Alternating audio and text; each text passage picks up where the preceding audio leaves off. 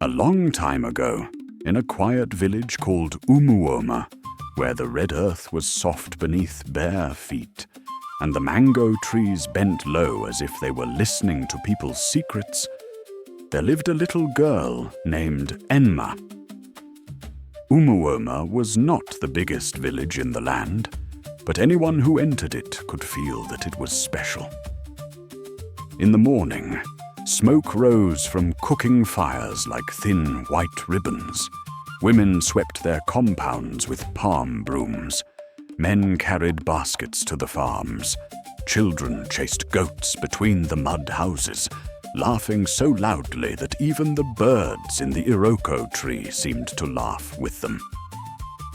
At the center of the village stood a very old tree. The elders said the tree had been there before their grandfathers were born. Under that tree, disputes were settled, marriages were blessed, stories were told, and warnings were given. And in Umuoma, warnings were not ordinary words. They were treated like medicine, bitter sometimes, but meant to save life. Enma was known throughout the village for her kind heart. She was the kind of child who would share her roasted corn, even when she had only one. If an old woman dropped her basket, Enma would run to help her pick it up. If a smaller child cried, Enma would bend down and wipe the child's tears with the edge of her wrapper. But Enma had one problem. Her ears were obedient, but her heart was stubborn. Whenever the elders said, "Do not go there," Enma's mind would begin to wonder what was hiding there. Whenever her mother said, "Do not touch that," her fingers would start itching to know how it felt. Her mother, Urena, loved her deeply, but she worried about her. "Enma," her mother often said, "curiosity is good when it walks with wisdom, but curiosity that walks alone will enter a pit and call it adventure." Enma would nod. "Yes, Mama." But sometimes, before the words finished settling in the air, her eyes would already be looking somewhere else.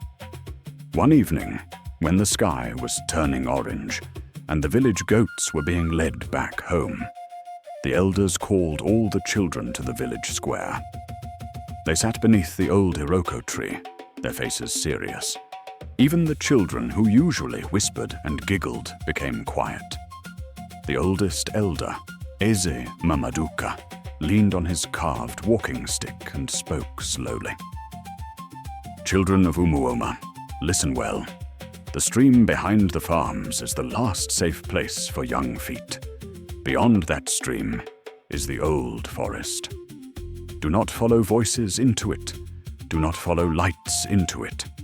And most importantly, if you ever see something beautiful moving by itself, leave it alone." Some children gasped, others looked toward the forest path. Enma listened with wide eyes. A girl beside her whispered, "What kind of beautiful thing can move by itself?"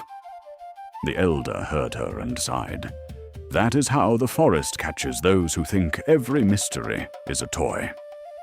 Enma felt a small shiver run through her body, but deep inside her, another feeling rose.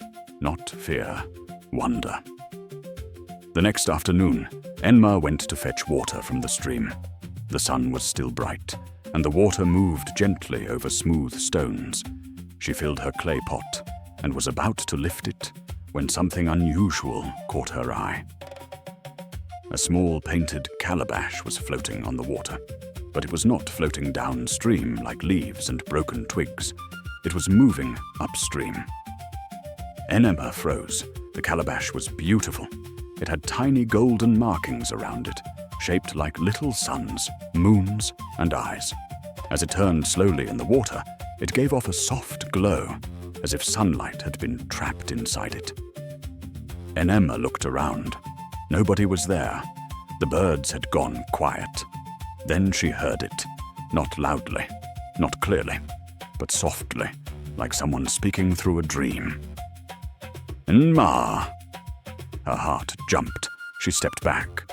Then the calabash moved closer to the bank. Enma. Her mother's warning came into her mind. The elder's warning followed it. If you ever see something beautiful moving by itself, leave it alone. Enema swallowed hard. I should go home, she whispered. But the calabash rolled gently onto the red earth and began to move toward the forest. At first, Enma told herself she was not following it. She was only looking. Then she told herself she would follow it only up to the big stone. Then only up to the fallen palm branch. Then only until she could see where it was going. That is how disobedience often works. It does not always drag a person. Sometimes it walks slowly, and the person follows one small step at a time. The calabash rolled ahead of her, never too fast, never too slow. Every time Enma stopped, it stopped too. Every time she turned back, it whispered again. Enma.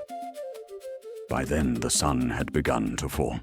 The warm afternoon light turned orange, and the shadows of the trees stretched long across the path. Enma hugged her clay pot to her chest and whispered, I will only look once. Then I will go back. But the forest had already heard her. And forests that listen do not always let people leave the same way they came.